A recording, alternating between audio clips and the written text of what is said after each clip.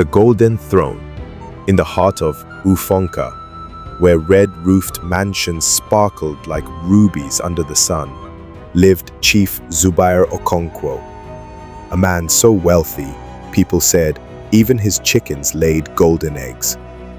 He owned fleets of cars, oil blocks, real estate, and an empire built on sweat, politics, and secrets. People whispered that his wealth was untraceable, that it was not entirely of this world. But in Ufonka, nobody dared ask questions. Money was power, and Chief Okonkwo was king.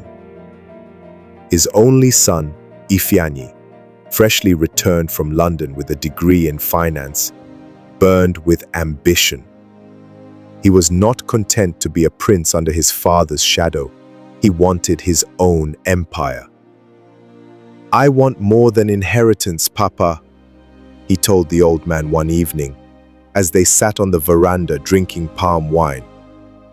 "I want to build my name, not live in yours." Chief Okonkwo chuckled. "Careful, son. Wealth is like fire. It warms and it burns. If you don't respect it, it curses you." Ifeanyi brushed the words aside like dust on his sleeve.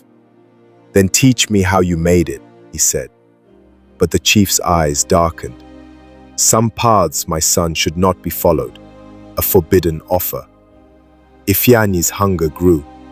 At night, he paced like a lion in a cage, dreaming of boardrooms, towers, and stock prices. His father's reluctance only fueled him.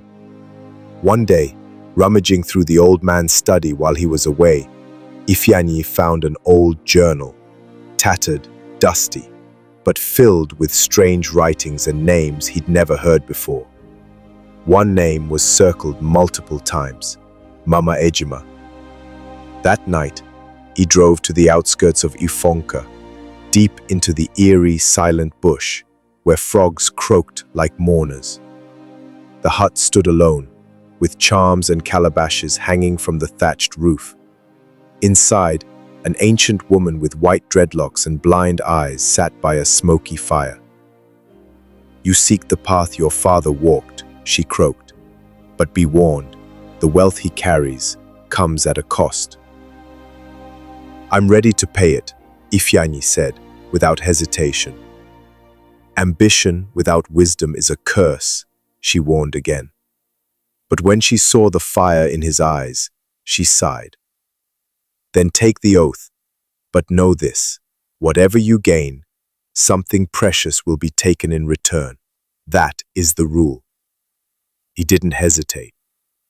As her incantations echoed through the night, Ifeanyi felt a cold wind wrap around his chest. Something deep within him shifted. He had opened a door, and something had stepped through.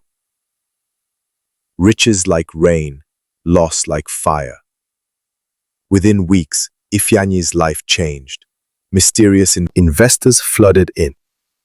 His fintech app, launched only months ago, became the hottest startup in West Africa. Magazines called him the next Dangote. He moved out, bought a mansion, proposed to Adeze, and drove a Rolls-Royce to church. But then the losses began. First, his mother, healthy just days before, collapsed and died in her garden. Then, Adeze's brother was found dead in a hotel room under strange circumstances. At the funeral, a goat ran mad and spoke in a voice that wasn't human. People fled in fear, screaming of dark omens. Chief Okonkwo confronted his son. "Did you go to her?" he demanded. "Did you find Mama Ejima?" Ifeanyi looked away. "I only did what you did." The old man groaned, covering his face. "You don't understand, boy. I made a pact for survival, but I never asked for expansion. You went deeper. You awakened something that feeds on blood." Ifeanyi couldn't sleep. In his dreams, a dark figure with no face whispered, "The price must be paid. Wealth is borrowed, not owned." The collapse. Soon, everything turned. Ifeanyi's company was hit with scandal. Bank accounts were frozen. His partners fled. The press called him a fraud. On social media, he was roasted and cancelled. He tried to explain, to fight back. But the more he resisted, the deeper he sank. One night, Adeze left a note on his pillow. "I love you, but I can't be part of this anymore. Too many people are dying." He screamed, tearing the note in rage. His mansion became a ghost house.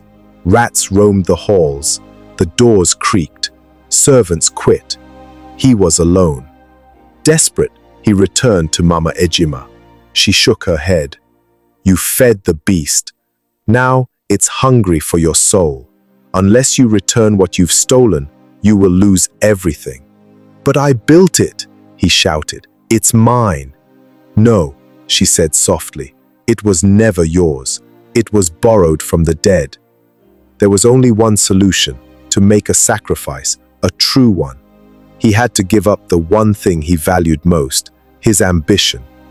Redemption or ruin. Ifeanyi disappeared from Ufonka.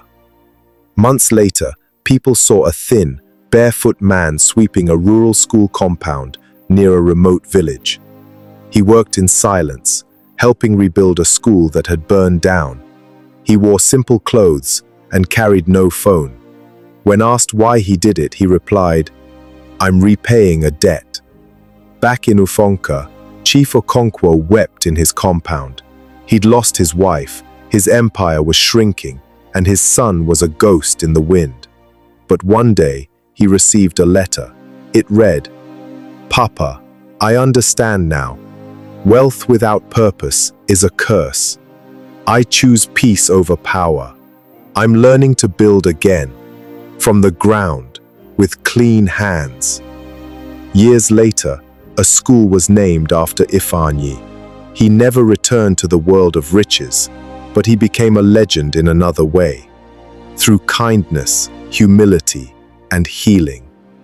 The curse of wealth faded, but the price of ambition was forever etched in his heart.